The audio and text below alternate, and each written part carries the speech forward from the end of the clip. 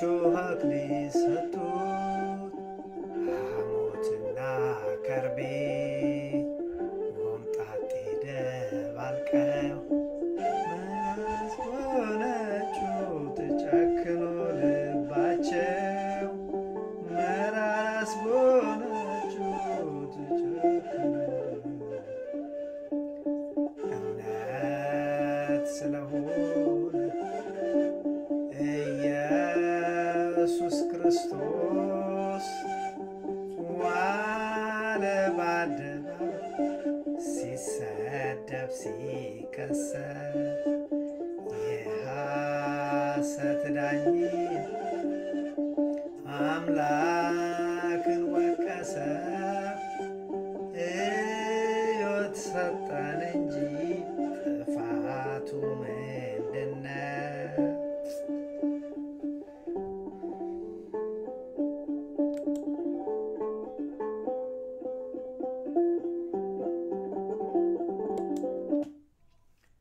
በስመ አብ ወወልድ ወመንፈስ ቅዱስ አሐዱ አምላክ አሜን። በክርስቶስ ወንድሞቼ እህቶቼ ሆናችሁ እንደምን ከረማችሁ እንደምን ሰነበታችሁ? አሁን በቀጥታ ቃሉን በዚህ መልክ በቀጥታ የምትሰሙ በኋላም እግዚአብሔር ወዶና ፈቅዶ ይህን ቃል የምትሰሙ ሁሉ ባላችሁበት ሰላም እግዚአብሔር ይብዛላችሁ። እውነት ነው የዘመርነው ዝማሬ እውነት ስለሆነ ኢየሱስ ክርስቶስ ዋለ በአደባባይ ሲሰደብ ሲከሰስ የሐሰት ዳኝነት አምላክን ወቀሰው ሕይወት ሰጠን እንጂ ጥፋቱ ምንድነው የሚል ነው። ወንድሞቼ እውነት ነው ኢየሱስ ክርስቶስ ጥፋቱ ምን ነበር? መስቀል ድረስ መስቀል ማለት ወገኖቼ በዛን ዘመን የወንጀለኛ መቅጫ ነበር። ስለዚህ ይሄ የእግዚአብሔር ልጅ መድኃኒታችን ኢየሱስ ክርስቶስ ምን ስላጠፋ ምን ስለበደለሽ ወንጀለኞች ስላጠፉ በዛ መልክ ይቀጡ ነበር። ግን እሱ ምን ስላጠፋ የእግዚአብሔር ቃል እንደዚህ ይላል። ይገርማችኋል። በዚህ በኢሳይያስ ወንጌል በኢሳይያስ ትንቢት ምዕራፍ 53 ላይ እግዚአብሔር ግን የኛን ሁሉ በደል በሱ ላይ አኖረ፣ ተጨነቀ፣ ተጠበበ ይላል። እግዚአብሔር ግን የሁላችንን በደል የኔና የእናንተን ወንድሞች የሁላችንን በደል በሱ ላይ አኖረ ይላል። አያችሁ፣ ያነበረ ጥፋቱ የሱ ጥፋት አይደለም፣ ጥፋቱ የኛ ነበረ ወገኖቼ። ይሄንን ምን አይነት ቃል ይገልጸዋል? ጥፋቱ ምን ነበር? እውነት ስለሆነ ኢየሱስ ክርስቶስ ዋለ በአደባባይ ሲሰደብ ሲከሰስ እሱ ያጠፋው ነገር ኖሮ አይደለም ወንድሞቼ። እግዚአብሔር ግን የኔና የናንተን በደል በእሱ ላይ አኖረ ይላል እግዚአብሔር ቃል። እግዚአብሔር ይላል። በጣም የሚደንቃችሁ ነው። ቃሉን ራሱ ባነበው ደስ ይለኛል። እግዚአብሔር የሁላችንን በደል በሱ ላይ አኖረ። እሱ ስለኛ መከራን ተቀበለ። እንደዚህ ይላል። የሰማነውን ነገር ማን አምኗል ይላል። እረ ይሄንን ከትውልዱ ማን አስተዋለ? የእግዚአብሔር ክንድ በእውነት ለማን ተገለጠ? በፊቱ እንደ ቡቃያ ከደረቅ መሬት እንደ ስር አድጓል። መልክና ውበት የለውም፣ ባየነው ጊዜ እንወደው ዘንድ ደምግባት የለውም። እሱ የተናቀ ከሰው ሁሉ የተጠላ የሕመም ሰው ደዌን የሚያውቅ ነው። ሰውም ፊቱን እንደሚሰውርበት የተናቀ እኛም እንኳን አላከበርነውም ይላል። እኛም እንኳን አላከበርነውም። በነገራችን ላይ የዛሬው ትምህርታችን ስለ መንፈሳዊ ዕውርነት ነው። እሱ ነው። እኛም እንኳን አላከበርነውም። እሱ ግን አለ በእውነት ደዌያችንን ተቀበለ፣ ሕመማችንን ተሸክሟል። እኛ ግን እንደተመታ በእግዚአብሔር እንደተቀሰፈ እንደተቸገረ ቆጠርነው። እርሱ ግን ስለመተላለፋችን ቆሰለ። በደሉ ይሄ ነው። እውነት ስለሆነ ኢየሱስ ክርስቶስ ዋለ በአደባባይ ሲሰደብ ሲከሰስ የሐሰት ዳኝነት አምላክን ወቀሰው፣ ሕይወት ሰጠን እንጂ በደሉ ምንድነው? በደሉ ወገኖች የኛን በደል ተሸከመ እንጂ እሱ በደል የለበትም። ለዚህ እኮ ነው እርሱ ግን ስለመተላለፋችን ቆሰለ፣ ስለ በደላችን ደቀቀ። የደህንነታችን ተግሳጽ ማለት የመዳናችን ጉዳይ የደህንነታችን ተግሳጽ በሱ ላይ ነበረ። በሱ ቁስል እኛ ተፈወስን። ክብር ለእግዚአብሔር ይሁን፣ ምስጋና ለሱ ይሁን ለእግዚአብሔር። በእርሱ ቁስል እኛ ተፈወስን አለ። እኛ ሁላችን እንደ በጎች ተቅበዝብዘን ጠፍተን ነበረ። እሱ ያን ባይሻገር እኛ የጠፋን ነበርን። ተቅበዝብዘን ጠፍተን ነበረ ወገኖች። እግዚአብሔር ዛሬም ይፈልገን። ከዚህ ሁሉ መስዋዕትነት በኋላው እንኳን የጠፋን እኛን ይፈልገን፣ ዛሬም ወደ ቤቱ ይመልሰን። እንደዚህ ይላል፣ እኛ ሁላችን እንደ በጎች ተቅበዝብዘን ጠፍተን ነበረ፣ ከኛ እያንዳንዱ ወደ ገዛ መንገዱ አዘነበለ። እግዚአብሔር ግን አለችን የፈለኳት እግዚአብሔር ግን የሁላችንን በደል በእርሱ ላይ አኖረ። ተጨነቀ፣ ተሰቃየ፣ አፉን አልከፈተም። ለመታረድ እንደሚነዳ ጠቦት በሸላቾቹ ፊት ዝም እንደሚል በግ እንደዚሁ አፉን አልከፈተም። በማስጨነቅና በፍርድ ተወሰደ። ስለ ሕዝቤ ኃጢአት፣ ስለኛ ኃጢአት ተመልከቱ ወንድሜ፣ ለምን መስቀል ላይ እንደማል ስለ ሕዝቤ ኃጢአት ተመቶ ከሕያዋን መንገድ እንደተወገደ ከትውልዱ ማን አስተዋለ ይላል። ማን አስተዋለ ከትውልዱ? ዛሬ እኛ አስተውረናል። ክርስቲያኖች የተባል ኢየሱስ ክርስቶስ በመስቀል ለኛ ላይ ሲሰቀል ወገኖቼ ለኔ ነው ብለን ተቀብለን እንደ ሐሳቡ እንደ ፈቃዱ ኖረናል ወገኖቼ። ለዚህ ነው እግዚአብሔር መንፈስ ቅዱስ ዛሬ በሕይወታችን ውስጥ ስላለው በእኛ ውስጥ ስላለው ስለ መንፈሳዊ ዕውርነት ይናገራል። የሰውን መጠቆም ቀላል ነው። ስለ ሰዎች ማውራት ቀላል ነው። ጉዳዩ ወደ ራስ ሲመለስ ነው የሚከብደው። ስለዚህ ምን አለ?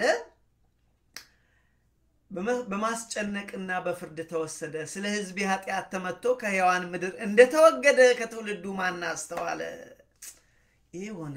አያችሁ። ስለዚህ ወገኖቼ አሁን ያነሳነው መዝሙር እውነት ስለሆነ ኢየሱስ ክርስቶስ ዋለ በአደባባይ ሲሰደብ ሲከሰስ የሐሰት ዳኝነት አምላክን ወቀሰው። ሕይወት ሰጠን እንጂ ጥፋቱ ምንድነው? ለመስቀል ማለት ጥፋቱማ የኛ በደል ነው ወገኖቼ። ጥፋቱማ የኛ መርገም ነው ወገኖቼ። አንዳንድ ጊዜ ይሄን ለማስረዳትም ከባድ ነው። ትላንት ከልጆቼ ጋር ሳወራ አንድ ነገር ስላቸው ነበር። አያቸው አልኳቸው።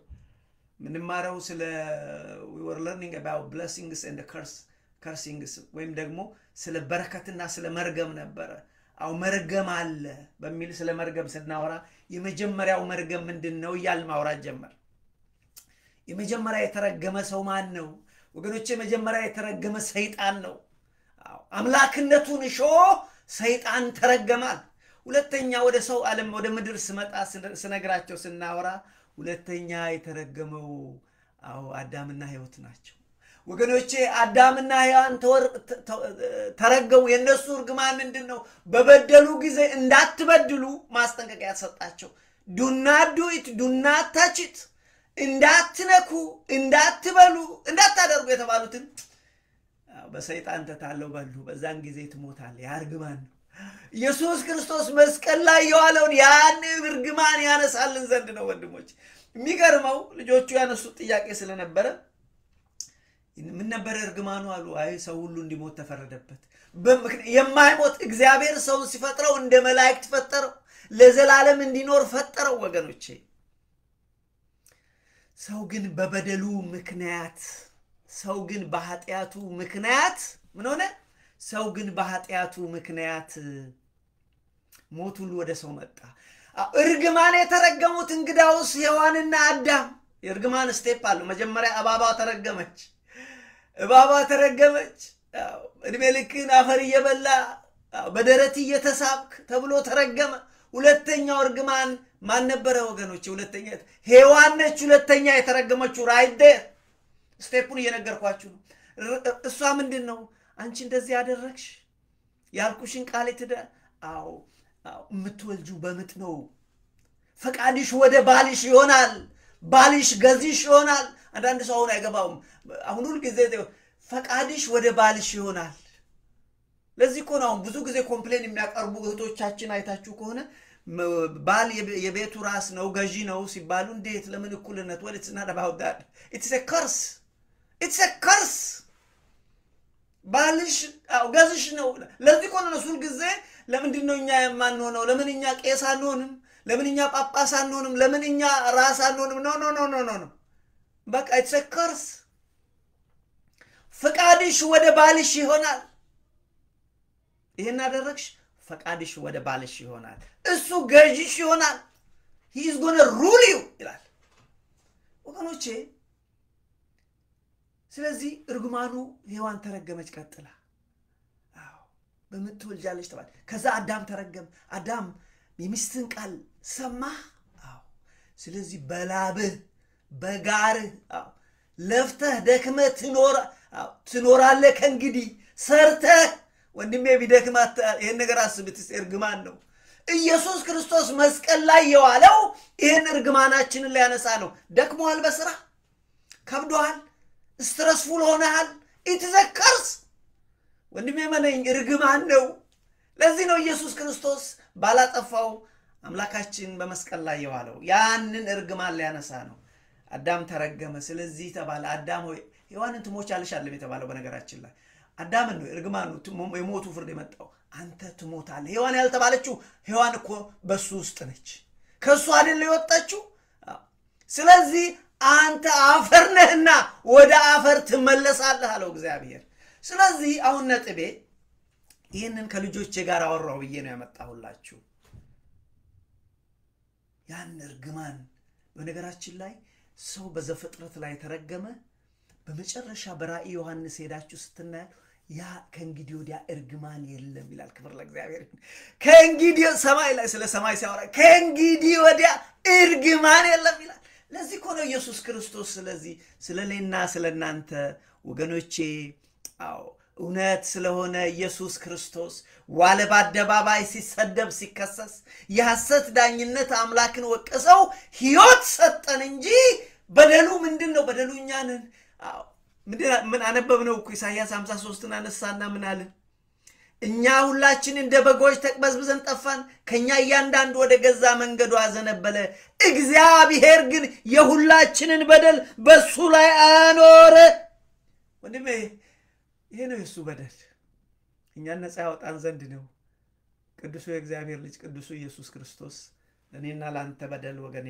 ሞተ እና በመዝሙሩ የተነሳ ነው ትምርታችን አይደለም እዚህ ውስጥ የገባውበት ምክንያቴ ወገኖቼ በመዝሙሩ የተነሳ ነው ዛሬ እግዚአብሔር ቢፈቅድልን የምንማርበት የትምርታችን ርዕስ ባለፈው ጀምረን የነበረውን ወንድሞቼ መንፈሳዊ እውርነት በሚል ነው እውርነት በስቷል መንፈሳዊ እውርነት አይናለን እንላለን ግን አናይም ጆሮ አለን እንላለን አንሰማም አናስተውልም እግዚአብሔር ወደሱ ተመልሰን እንዳንፈወስ ልባችንን አደንድነው ይሄ ህዝብ ለበደንዳና ነው አለ ኢሳይያስ ኢየሱስ ክርስቶስ በማቴዎስ ምዕራፍ 13 ላይ ምን ላድርግ ይሄ ህዝብ እኮ አንገተ ደንዳና ነው እንዳልፈውሰው አለ ስለዚህ መንፈሳዊ እውርነት ከምን ጊዜውም በላይ ወንድሞቼ ገኗል በቤተ ክርስቲያን በመድሪቷ ላይ በሀገር ላይ እውርነት the so called blindness እውር አይን አለን ግን አናይም ጆሮ አለን ግን አንሰማም እውርነት ነክሷል በተለይ በአገሬ በኢትዮጵያ ወገኖቼ መንፈሳዊ እውርነት እኛ ሁላችን ሁሉ ጊዜ we lie ምን አለ ውሸታችንን አንድ ጊዜ አቁመን ወደ እግዚአብሔር ተመልሰን ምን አለ ቢፈውሰን እኛ ግን ሁሉ ጊዜ እኛ ነምበር 1 ነን በችግር የወደቅን እኛ መከራ ያለብን ግን እኛ we talk እሱ ድሮ አባቶቻችን ያደረጉት ነው አንደኛ ሞነን ኮን አባቶቻችን እኛ ግን የዓለም ውራጆች ነን ምን አለ ቢፈውሰን ምን አለ በንስሐ ብንመለስ ምን አለ የትምክት ቢቀርብን እኛ አንደኛ ነን ጸዳቂኛ ነን ኦ ማይ ፍሬንድ ያሉሽን አልሰማሽ ገበያ ባልወጣሻል ወንድሜ የሚጠቅመው ይሄ አይደለም እኔም አልጠቅም ነኝ እኔም ማረባ ነኝ እኔ በደለኛ ነኝ እኔ ኃጢአተኛ ነኝ ብሎ ወደ እግዚአብሔር መመለስ ነው የሚጠቅም ስለዚህ ወገኖቼ በተለይ እግዚአብሔር ሰዎች ነን ስንል መንፈሳዊ እውርነት ካለብን በጣም ችግር ነው መድኃኒታችን ኢየሱስ ክርስቶስ ባለፈው ስንማር በነገራችን ላይ ትምርቱ ያመለጣችሁ ቤተ እስጢፋኖስ ብላችሁ ሄዳችሁ ብትሰሙት ይጠቅማችኋል እኔ የመጣሁት አለ በዚህ በዮሐንስ ወንጌል ምዕራፍ 8 እና 9 ስንማር እኔ የመጣሁት የማያዩትን እውሩን ከፈወሰ በኋላ የማያዩትን እንዲያዩ እና ያለን የሚሉትን ላሳውር ነው ለፍርድ መጥቻለሁ አለ እሱኛ ላይ የተፈጸመ ነው ወንድሜ ዛሬኮ በቤተ ክርስቲያን ዛሬኮ በእኛ ክርስቲያኖች በመንል መካከል ያለው ክርክር በአህዛብ ዘንድ እንኳን የለም እኮ ኃጢያታችን እኮ ሰማይ ደርሷል ወገኖቼ ስለዚህ መንፈሳዊ ውርነትና ጣጣው ስለዚህ በተለይ ከእግዚአብሔር ጋር ህብረት አለን እኛ ክርስቲያንን ከእግዚአብሔር ተወልደናል የምንል በጨለማ የምንመላለስ ከሆነ አካሄዳችን እንደ እግዚአብሔር ፈቃድ ከሌለ ከሰው ሁሉ የሚታዘንልን ከሰው ሁሉ እኮ የሚለቀስልን ማን ያልቅስልን እኛ በድሮ አባቶች እንመካለን ማይ ፍሬንድ በቃ እነሱ ሰርተው ሄደዋል ዛሬ እኔና አንተ እጣ ፋንታ ነው ስለዚህ በተለይ ክርስቲያኖች ነን ይያል ከእግዚአብሔር ጋር ህብረት አለን ይያል እኛ ክርስቲያኖች ነን እንላለን በአንድ በኩል ወንድሞቻችንን እንጠላለን ምን አይነት ትውልድ ነን እኛ እኔና አንተ ልገስጽ አይደለም ወንድሞች በእውነት እላችኋለሁ ግን እግዚአብሔር እኔንም እናንተንም ይሄ እናንተም ብቻ አይደለም እኔንም ይመለከተኛል ለዚህ እኮ ነው እግዚአብሔር ምን ይላል መሰላችሁ እግዚአብሔር ቃል ከእግዚአብሔር ጋር ህብረት አለን ብንል ማለት ከእግዚአብሔር ተወልደናል የምንል ከሆነ የእግዚአብሔር ልጆች የእግዚአብሔር ቤተሰቦች ነን የምንል ከሆነ በጨለማ የምንመላለስ ከሆነ ውሸተኞች ነን ይላል ከኛ የበለጠ ውሸተኛ ማን ነው ውሸታችን እኮ አገልጋይ የለ ተገልጋይ የለ ዲያቆን የለ ቄስ የለ ምን የለም እኮ የውሸታችን ጥግቁ አረ ወንድሞቼ የሚሻለው ወደ እግዚአብሔር በእውነት መመለስ ነው እንደዚህ ይላል እግዚአብሔር ቃል ከእግዚአብሔር ጋር ህብረት አለን ይያል በጨለማ የምንመላለስ ከሆነ ውሸተኞች ነን በአንደኛ ዮሐንስ ምዕራፍ 1 ሄዳችሁ ብታነቡት የሚደንቅ ነው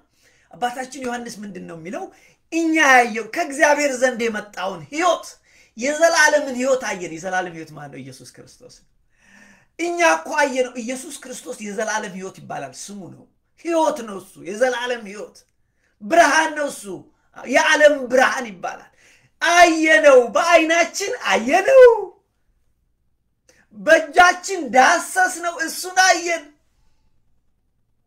ይልና ምንድነው የሚለው ሲናገር ከእግዚአብሔር ጋር እኛ ህብረት አለን ካልን ውሸትና ቁም በጨለማ መሄድ እናቁም ከእግዚአብሔር ጋር ህብረት አለን ይያል በጨለማ ምንመላለስ ከሆነ ውሸተኞች ነን እንደዚህ ይላል የሚያስደንቃችሁ እግዚአብሔር እኮ ብርሃን ነው እግዚአብሔር ብርሃን ነው ጨለማ በሱ ዘንድ ከቶ የለም በብርሃን ብንመላለስ እያንዳንዱ ሰው ከርሱ ጋር ህብረት ያደርጋል በብርሃን የሚሄድ ክርስቲያን እንደ እግዚአብሔር ሐሳብ የሚሞክር የሚጣጣር ሰው እሱ ከእግዚአብሔር በብርሃን ይሄዳል እግዚአብሔር ብርሃን ነው በሱ ዘንድ ጨለማ የለም በሱ ዘንድ ከቶ የለም ጨለማ የለም በብርሃን ብንመላለስ እያንዳንዳችን ከርሱ ጋር ህብረት እናደርጋለን ማለት ቤተሰቦቹ ነን በእውነትም ልጆቹ ነን በእውነትም በዚህ ጊዜ የልጁ የኢየሱስ ክርስቶስ ደም ከኃጢአት ሁሉ ያነጻናል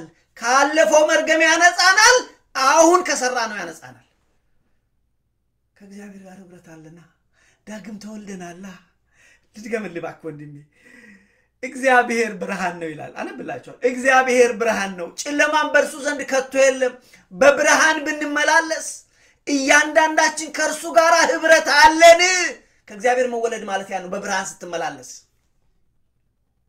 እንጂ ጧት ቤተ ክርስቲያን ሄደ እዚህ ጋር ትልቅ መስቀል አድርገ ማታ ሰው የምትገድል ወንድምህን የምትጠላ ከሆነ ወንድሜ ትክክል አይደለም እኔ ወንድሜን ያባየ ልጅ የማማ ልጅ የምጠላ ከሆነ ልክ አይደለም በጨለማ ይሄርኩ ነው ከእግዚአብሔር ጋር አይደለም እንደዚህ ይላል በዚህ በብርሃን የሚመላለሱ ሰዎች የልጁ የኢየሱስ ክርስቶስ ደም ከኃጢአት ሁሉ ያነጻቸዋል ደስ አይልም ለዚህ ነው መስቀል ላይ ዋለው እውነት ስለሆነ ኢየሱስ ክርስቶስ ዋለ በአደባባይ ሲሰደብ ሲከሰስ ያልነው ለዚህ ነው ከኃጢአት ሁሉ ያዋጀን ዘንድ ነው ወንድሞች ልጨርስላችሁ እንደዚህ ይላል የልጁ የኢየሱስ ክርስቶስ ደም ከኃጢአት ሁሉ ያነጻል ከርሱ ጋር ህብረት አለን ብንል ከማጋ ከእግዚአብሔር ጋር ቤተሰቦቹ ነው ምንል ከሆነ ከርሱ ጋር ህብረት አለን ብንል በጨለማ ብንመላለስ እንዋሻለን እውነትም አናደርግም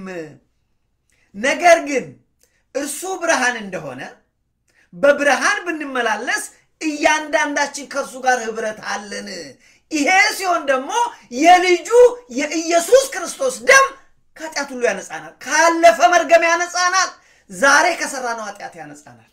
ክብር ለእግዚአብሔር ይሁን። ለምን ሙሉን አላነብላችሁም? መልካም ስለሆነ ደስ ስለሚል ቃሉ ሙሉን ላንብብላችሁ። እኔ ጠቅሼ ላልፍ ነው፣ ግን ደስ የሚል ነው። ከዚህ የተሻለ ቃል የለም። በአንደኛ ዮሐንስ ላይ ነው የምታገኙት። አንደኛ ዮሐንስ ምዕራፍ 1 ከቁጥር 1 ጀምራችሁ አንብቡ። እንደዚህ ይላል ሲናገር ስለ ኢየሱስ ክርስቶስ ነው። ስለ ሕይወት ቃል እንናገራለን። አይ ስሙ ማን ነው? የሕይወት ቃል ኢየሱስ ክርስቶስ። የዘላለም ሕይወት ይባላል ኢየሱስ ክርስቶስ። ስለ ሕይወት ቃል ከመጀመሪያ የነበረውን የሰማነውን በዓይናችን ያየነውን የተመለከትነውን እጃችን የዳሰሱትን ስለሱ እንነግራችኋለን፣ ስለሱ እናወራለን። እባካችሁ ስሙኝ ይላል። ሕይወት ተገለጠ። ማን ነው እሱ? ኢየሱስ ክርስቶስ። ሕይወት ተገለጠ፣ አይተነውማል፣ እንመሰክራለን። ከአብ ዘንድ የነበረው ለኛ የተገለጠው የት ነበረ? መጀመሪያ ከአባቱ ጋር በአብ ዘንድ የነበረው ከአብ ዘንድ የነበረው ለኛ የተገለጠው የዘላለምን ሕይወት እናወራለን። ማን ነው ስሙ? የዘላለም ሕይወት ኢየሱስ ክርስቶስ። የዓለም ብርሃን ይባላል። ኢየሱስ የዘላለም ሕይወት ይባላል። እሱ ተገለጠ ይልና በተለይ በብርሃን መመላለስ ስላለብን ሲናገር በተለይ እኛ ክርስቲያኖች ነን የእግዚአብሔር ልጆች ነን የምንል ከሆነ በብርሃን መመላለስ አለብን። አለበለዚያ ውሸተኛ ክርስቲያኖች፣ ሐሰተኛ ክርስቲያኖች ናቸው። በነገራችን ላይ ሐሰተኛ ነቢያት እንዳሉ፣ ሐሰተኛ መናፍስት እንዳሉ፣ ሐሰተኛ ክርስቲያኖችም አሉ። ራሳችንን እንመርምር። እንደዚህ ይላል፣ ሕይወት ተገለጠ፣ አይተነዋል፣ እንመሰክራለን። ከአብ ዘንድ የነበረው ለኛ የተገለጠው የዘላለምን ሕይወት እናወራላችኋለን። እናንተ ደግሞ ከኛ ጋር ህብረት እንዲኖራችሁ፣ ከኛ ከሐዋርያት ጋር ዮሐንስ ነው የጻፈው፣ ከእግዚአብሔር ጋር ህብረት እንዲኖራችሁ፣ ከቅዱሳን ከእውነተኛ ክርስቲያኖች ጋር ከሐዋርያት ጋር ከቅዱሳን ጋር ህብረት እንዲኖራችሁ፣ እናንተ ደግሞ ከኛ ጋር ህብረት እንዲኖራችሁ ያየነውን የሰማነውን ለእናንተ ደግሞ እናወራላችኋለን። ህብረታችን እኛ ከአባቱ ከእግዚአብሔር አብና ከልጁ ከኢየሱስ ክርስቶስ ጋር ነው ካለ በኋላ ደስታችን እንዲፈጸም ደስ እንዲል እውነቱን እንንገራችሁና ይላል ቁጥር 8 ላይ ቁጥር 4 ላይ ደስታችሁ እንዲፈጸም ይሄን ጽፍላችኋለን። ከርሱ የሰማናትን ለእናንተም የምናወራላችሁ መልእክት ይሄ ነው። ከሱ ከራሱ ሰማን። በብርሃን የሚመላለስ እሱ ከእግዚአብሔር ጋር ህብረት አለው። በጨለማ የሚመላለስ እሱ የጨለማ ልጅ ነው። ይቀጥል። እቺ ነች መልእክቱ አሉ። ለእናንተ የምናወራላችሁ መልእክት እቺ ነች። ቁጥር 4 ላይ ነኝ። እግዚአብሔር ብርሃን ነው። እግዚአብሔር ምንድነው? እግዚአብሔር ብርሃን ነው፣ ጨለማ በሱ ዘንድ ከቶ የለም የምትል እቺ ናት። ከእርሱ ጋር ህብረት አለን ብንል ከማን? ከኢየሱስ ክርስቶስ ጋር ከሱ ተወልደናል፣ ክርስቲያኖች ነን ብንል፣ ከእግዚአብሔር ተወልደናል ብንል፣ ከእርሱ ጋር ህብረት አለን ብንል፣ በጨለማ ብንመላለስ እንዋሻለን፣ እውነት በእኛ ዘንድ የለም። ዛሬ ወንድሞቼ እግዚአብሔር መንፈስ ቅዱስ እኔና እናንተን ይህንን ነገር ይለናል። ክርስቲያኖች ነን የምንል ከሆነ እውነተኛ ክርስቲያኖች ነን የምንል ከሆነ በእውነት እንመላለስ፣ በብርሃን እንመላለስ። ከእርሱ ጋር ህብረት አለን ብንል በጨለማ ብንመላለስ እንዋሻለን፣ እውነትንም አናደርግም። ነገር ግን እርሱ በብርሃን እንዳለ በብርሃን ብንመላለስ ለእያንዳንዳችን ህብረት አለን። የልጁ የኢየሱስ ክርስቶስ ደም ከኃጢአት ሁሉ ያነጻናል። ክብር ለእግዚአብሔር ይሁን። አያችሁ፣ በብርሃን ብንመላለስ እግዚአብሔር ድሮ ስለበደል ነው፣ አስቀድሞ በዘር ስለመጣብን፣ በኋላም በልጅነት ዘመን ስለሰራ ነው፣ በእውቀት ዘመን ስለሰራ ነው፣ ዛሬ ስለሰራ ነው፣ በኢየሱስ ክርስቶስ ደም ያነጻዋል። ግን ኃጢአት የለብንም። ልክ አሁን እኛ እንደምንለው ኃጢአት የለብንም፣ በደል የለብንም። እኛ አንደኞች ነን፣ በሃይማኖታችንም አንደኛ ነው። እኛ አንደኞች ነን፣ በሁሉ ነገር እኛ አንደኞች ነን እያልን ስንል ውሸታሞች ነን ይለናል። ኃጢአት የለብንም ብንል ራሳችንን እናስታለን፣ እውነትም በእኛ ውስጥ የለም። ኃጢአታችንን ብንናዘዘው ኃጢአታችን ብንናዘዝ ኃጢአታችን ይቅር ሊለን ከአመፃ ሁሉ ሊያድነን የታመነ ጻድቅ ነው። ኃጢአት አላደረግም ብንል ሐሰተኛ እናደርገዋለን፣ ቃሉ በእኛ ውስጥ የለም ይላል። ስለዚህ ወገኖች መልእክቱ ምንድነው? እዚህ ውስጥ ጭብጡ ወገኖች መልእክቱ ምንድነው? እኛ ከእግዚአብሔር ተወልደናል የምንል ከሆነ በብርሃን እንመላለስ። ከእግዚአብሔር ጋር ህብረት አለን የምንል ከሆነ በብርሃን እንመላለስ። ከእርሱ ጋር ህብረት አለን ብንል በጨለማ ብንመላለስ እንዋሻለን፣ እውነት በእኛ ዘንድ የለም። ነገር ግን እርሱ ብርሃን እንደሆነ በብርሃን እንዳለ በብርሃን እኛ ብንመላለስ እያንዳንዳችን ከእርሱ ጋር ህብረት እናረጋለን፣ ከቅዱሳን ጋር ህብረት እናረጋለን። የልጁ የኢየሱስ ክርስቶስ ደምም ከኃጢአታችን ሁሉ ያነጻናል ነው የሚለው ይሄ ቃል። የተነሳንበት ትምህርት መንፈሳዊ ዕውርነት በሚል ነው ወገኖች። በጨለማ መመላለስ መንፈሳዊ ዕውርነት ነው። ተጠምቅ ያሉ ክርስቲያን ነኝ ብሎ እንደ እግዚአብሔር ሐሳብ አለመኖር መንፈሳዊ ዕውርነት ነው። ባለፈው ሳምንት ባነሳነው ትምህርታችን መንፈሳዊ ዕውርነት ምንድነው ብለን ብንል ወገኖች መንፈሳዊ ዕውርን የእግዚአብሔርን እውነት የክርስቶስን እውነት መረዳት አለመቻል ወይ መረዳት አለመፈለግ መንፈሳዊ ዕውርነት ነው አለ። ለዚህ እኮ ነው መንፈሳዊ ዕውር ሆናችሁ አትመላለሱ፣ ይልቁንም በብርሃን ተመላለሱ ይላል። እንደዚህ ይላል። ምንድነው በዚህ ውስጥ ማጠቃላይ መልእክቱ? ለምሳሌ በዚህ ባነበብነው ውስጥ ያለው መልእክት ምንድነው? ጭብጡ ምንድነው ብላችሁ ብትሉ አንደኛ እግዚአብሔር ብርሃን ነው። እግዚአብሔር ብርሃን እንደሆነ በሱ ዘንድ ጨለማ እንደሌለ እኛ ከሱ ተወልደናል። እኛ ከሱ ጋር ህብረት አለን። ከልጁ ከኢየሱስ ክርስቶስ ጋር ህብረት አለን። ከቅዱሳን ጋር ህብረት አለን ካልን በብርሃን እንመላለስ። በብርሃን ስንመላለስ የልጁ የኢየሱስ ክርስቶስ ደም ከኃጢአት ሁሉ ያነጻናል። የትኛው ኃጢአት? አንደኛ በመርገም የመጣብን፣ ሁለተኛ እኛ ራሳችን የሰራነውን ባለፈው ኃጢአት ከተወለን ጀምሮ፣ ሶስተኛ ዛሬ የበደልነው ቢኖር የሱ ደም ከኃጢአት ያነጻናል። እኛ ከእግዚአብሔር ጋር ህብረት አለን የምንል ከሆነ በብርሃን ልንመላለስ ይገባል። መልእክቱ ጭብጡ ምንድነው ለሚለው ነው። ከዛ በብርሃን ብንመላለስ ምናል? የልጁ የኢየሱስ ክርስቶስ ደም ከኃጢአት ሁሉ ያነጻል። ነገር ግን ከእግዚአብሔር ጋር ህብረት አለን እያል በጨለማ የምንመላለስ ከሆነ ግን ሐሰተኞች ነን፣ ውሸተኞች ነን፣ ሐሰተኛ ክርስቲያኖች። ሐሰተኛ ነቢያት ብቻ አይደለም፣ ሐሰተኛ መሲህ ብቻ አይደለም፣ ሐሳይ መሲህ ብቻ አይደለም ወንድሜ፣ ሐሰተኛ ክርስቲያኖችም አሉ። እንደ እግዚአብሔር ሐሳብ ያልሄደ ሁሉ ሐሰተኛ ክርስቲያን ነው። ተጠምቅ ያለው ይላል እንደ በብርሃን አይመላለሱ። ምን አለ? ነገር ግን ከእግዚአብሔር ጋር ህብረት አለን እያልን ማለት ክርስቲያኖች ነን እያልን የእግዚአብሔር ልጆች ነን እያልን በጨለማ የምንመላለስ ከሆነ ውሸተኛ ሐሰተኞች ነን፣ ራሳችንን የምናታልል ፍጥረቶች ነን።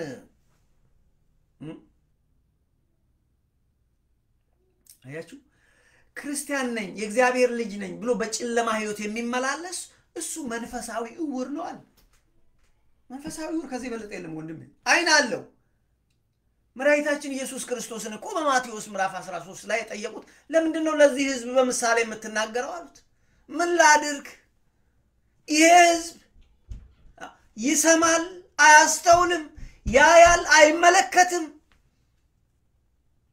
እናንተ ግን ሚስጥርን ማወቅ ተሰጥቷቸዋል። አይደለም የምድርን ነገር የሰማዩን ሚስጥር እንድታውቁ ተሰጥቷቸዋል። ለምን? ላለው ይጨመርላታል፣ ለሌለው ግን ለማያስተውል ግን ያም ይወሰዳል ብሎ የዘሪውን ምሳሌ ነገር።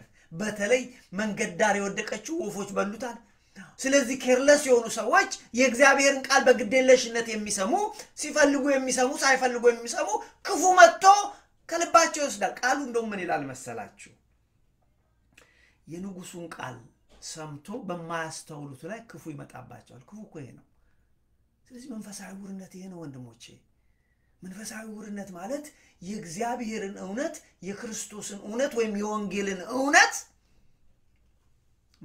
መረዳት አለመቻል ወይም አለመፈለግ መንፈሳዊ ዕውርነት ነው።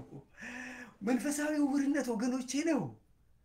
መንፈሳዊ ዕውርነት እኮ ማለት ወገኖቼ እግዚአብሔርን አመልካለሁ ይላል፣ እሱ የሚያመልከው ጣዖት ነው። መንፈሳዊ ዕውርነት እግዚአብሔርን አገለግላለሁ ይላል፣ እሱ ግን የሚያገለግለው ዲያብሎስን ነው። ከዚህ የበለጠ ምን አለ? መስቀል አድርጎ ሰው ከመግደል የበለጠ ምን አለ? እርግማን። የመስቀሉ መልእክት እኮ ሞቶ ሌሎችን ማዳን ነው እኮ ወንድሞቼ። አዎ። ስለዚህ ወገኖቼ እዚህ ጋር አንድ ነገር ላንሳና እስቲ ለመሆኑ በብርሃን መመላለስ ማለት ምን ማለት ነው? በብርሃን ተመላለሱ ተባለ፣ በጨለማ አይደለም። ከእግዚአብሔር ጋር ህብረት እንዲኖራችሁ ከቅዱሳን ጋር ህብረት እንዲኖራችሁ ከፈለጋችሁ በብርሃን ተመላለሱ ይላል። ምንድነው በብርሃን መመላለስ? ሕይወታችንን ወገኖች ከእግዚአብሔር እውነታ ጋራ ማስማማት ማለት ነው። ሕይወታችንን ከእግዚአብሔር ዓላማና ከእግዚአብሔር ሐሳብ ጋር መሄድ እንደ ክርስቶስ ሐሳብ መጓዝ ማለት ነው። በብርሃን መመላለስ ማለት ወንድሞቼ የፍቅር ሕይወት ሊኖረን ይገባል ማለት ምንድነው? የምንወደው የምን ፍቅር? እግዚአብሔር አምላክን በፍጹም ልብ በፍጹም ኃይል መውደድ፣ ወንድምን መውደድ፣ እንደራስ መውደድ። ይሄ ነው በብርሃን መመላለስ። ሌላ እኮ ወንድምህን ውደደው እኮ ነው። ወንድምህን ውደደው። ዛሬ ግን ሁሉ ሰው እረደው፣ ግደለው። የሞተ ትውልድ ሞተናል እኮ፣ በዘር አብደናል እኮ። ካንዱ ከክርስቶስ ዘር ከተወለድን በኋላ እኛ ግን የግል የሰፈራችን ዘርነት እንደ እብድ አድርጎናል። ስለዚህ ወንድማችንን እንገላለን። ከዚህ በለጠ እርግማን ምን አለ? ኢትዮጵያ አንደኛ ነች። ኢትዮጵያ የሃይማኖት ሀገር ነች። ያ ሪሊ እኔ ልታታልል ትችላለህ፣ እግዚአብሔርን ግን አታታልለው። እግዚአብሔር አይታለልም። እግዚአብሔር ደስ የሚለው ወንድሞቼ እውነተኛ ክርስቲያኖች ከሆንን እግዚአብሔር የሚወደው ለወንድም መሞት ነው። ወንድምን አድኖ ከክርስቶስ የተማርነው እሱን ነው።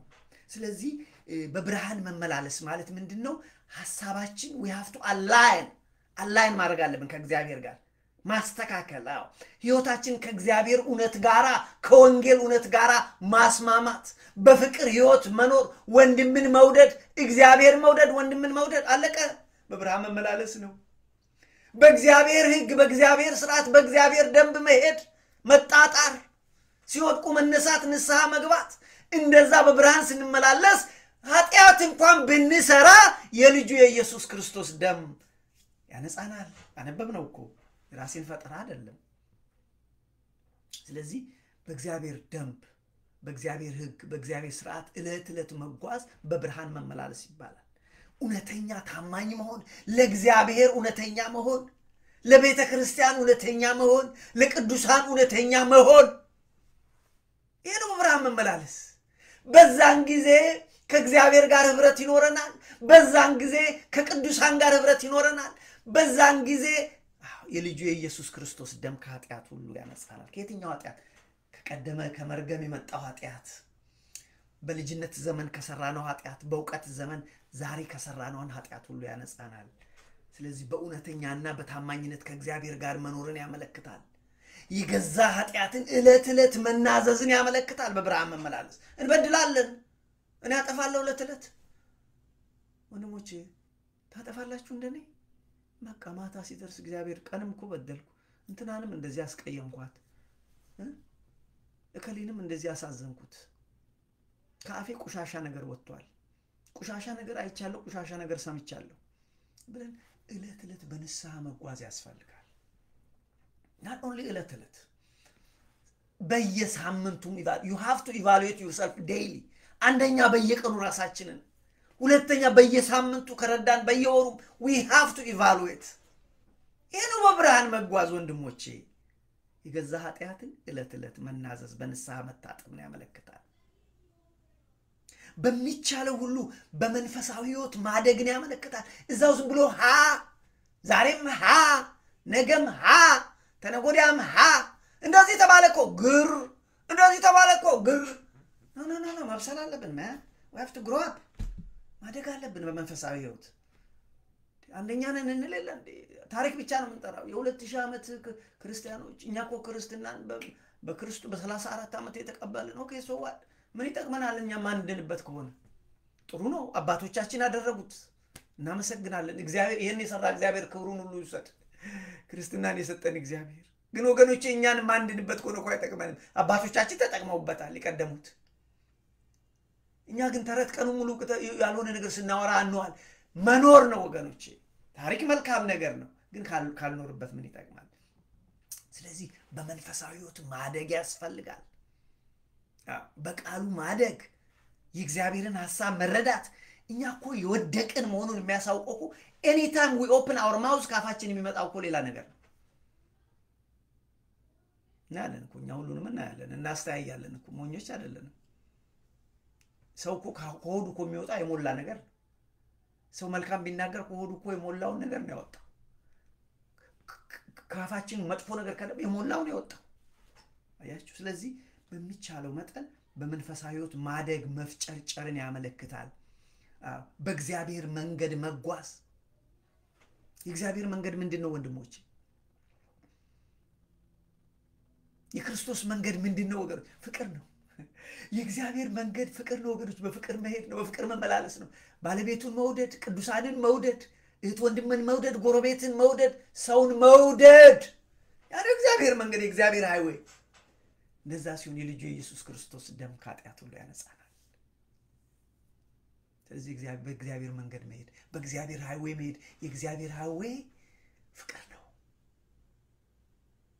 በእውነት ሆኖ ዕለት ዕለት ከእግዚአብሔር ጋር መጓዝ። ለሰው የምታሳየውን ሾፉን እንቶ በቃ በርን ዘግተህ በርን ክርች ማድረግና ከእግዚአብሔር ጋር የማስመሰል ብዙ ዓመት እኮ አስመሰልን። በእውነት ሆኖ ከእግዚአብሔር ጋር መጓዝ። ሰው ቅዱስ ሊልህ ይችላል፣ ግን ዋጋ የለውም። በእውነት ዕለት ዕለት መጓዝ። የመጨረሻ በብርሃን መመላለስ ማለት ለኛ ለራሳችን ብርሃን ከሆን በኋላ ለሌሎች ማብራት። እናንተ የዓለም ብርሃን ናችሁ አለን። እሱ ብርሃን ነው። ኢየሱስ ክርስቶስ ብርሃን ይባላል፣ የዓለም ብርሃን። ኢየሱስ ክርስቶስ የዘላለም ሕይወት ይባላል። ቅድም እኮ ስናነ ሕይወት ወደኛ መጣ። ከአብ ዘንድ የነበረው ሕይወት ለኛ ተገለጠ። አየነው፣ ዳሰስነው። እርሱ ብርሃን ነው ይላል። እርሱ ብርሃን ነው፣ በእሱ ዘንድ ጨለማ የለም። እኛም በብርሃን እንመላለስ። ስለዚህ ይሄን እኛ በብርሃን ስንመላለስ በአካባቢያችን ላለ እናበራለን። የዓለም ብርሃን ናችሁ እኔና እናንተ የዓለም ጨው ናችሁ። እሱ የዓለም ብርሃን ተብሎ እኛን የዓለም ብርሃን አደረገ። አያችሁ። ስለዚህ በጨለማ መመላለስ አያስፈልግም። በነገራችን ላይ በጨለማ መመላለስስ ምንድነው? በጨለማ መመላለስ ወንድሞቼ? በጨለማ መመላለስ ምንድነው? በጨለማ መመላለስ ከእግዚአብሔር ዓላማና ከክርስቶስ ሐሳብ ውጭ ሆኖ መኖር። የእግዚአብሔር የራሱ ሐሳብ አለው፣ እግዚአብሔር የራሱ አካሄድ አለው። ስለዚህ ከእግዚአብሔር ዓላማና ከእግዚአብሔር ሐሳብ ውጭ መኖር በጨለማ መመላለስ ነው።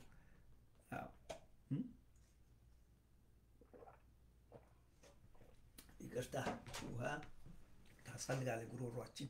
ስለዚህ በጨለማ መመላለስ ምንድነው ብላችሁ ብትሉ ከእግዚአብሔር ዓላማና ሐሳብ ውጭ መኖር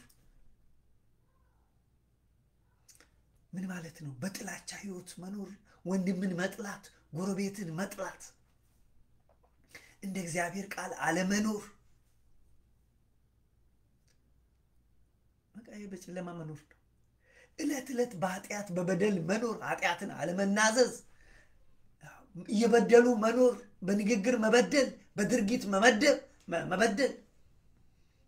ሕይወታችን ይሄ ማስመሰል። ጥሩ ክርስቲያን ለመምሰል ነጠላችን ለብሳለን፣ መስቀላችንን እናደርጋለን። አሁንማ 3 መስቀል የሚያደርጉ ሰዎች ተፈጥረዋል። የሚገርም ጉድ እኮ ነው። ሁለቶቹ ለማን ናቸው? በቀኝና በግራ ለተቀሰቀሉት ነው ወይስ ሌላ ዓላማ አላቸው?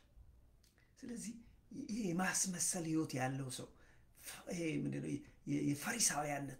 ፈሪሳዊ ሕይወት ማለት ነው። ልክ እንደ ፈሪሳውያን ያለ ዕውቀት መኖር፣ ዝም ብሎ መኖር፣ ሐሰተኛ መሆን፣ በኃጢአት መኖር፣ በአጠቃላይ አነኗርን ከእግዚአብሔር ጋር አለማስማማት በጨለማ መኖር ነው። እንደ ክርስቶስ ሐሳብ እንደ ክርስቶስ ሕግ አለመኖር፣ በዘፈቀደ በግዴለሽነት መኖር በጨለማ መኖር ነው። ይሄ ደግሞ ምን ይባላል? መንፈሳዊ ዕውርነት ይባላል።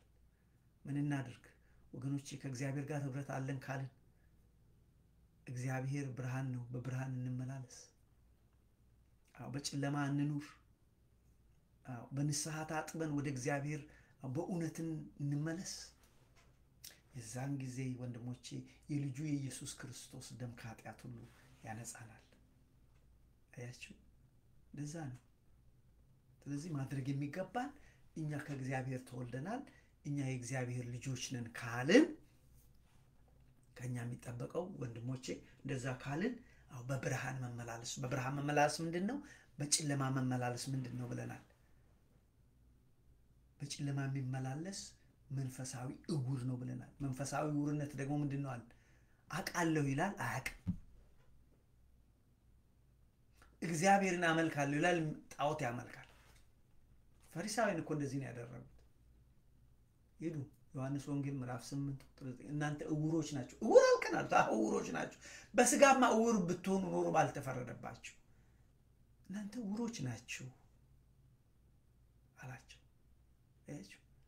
መንፈሳዊ እውርነት የክርስቶስን እውነት የወንጌሉን እውነት መረዳት አለመቻል ወይም አለመፈለግ፣ እግዚአብሔርን አገለግላሉ ያሉ ዲያብሎስን ማገልገል፣ እግዚአብሔርን አመልካለሁ ያሉ ጣዖትን ማምለክ መንፈሳዊ እውርነት ነው።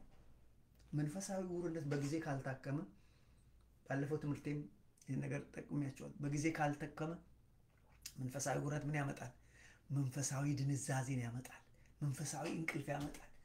እንቅልፍ ደግሞ የሞት ታናሽ ወንድም ነው። መንፈሳዊ እንቅልፍ በጊዜ ወይም መንፈሳዊ ድንዛዜ በጊዜ ካልታከመ መንፈሳዊ ሞት ያመጣል።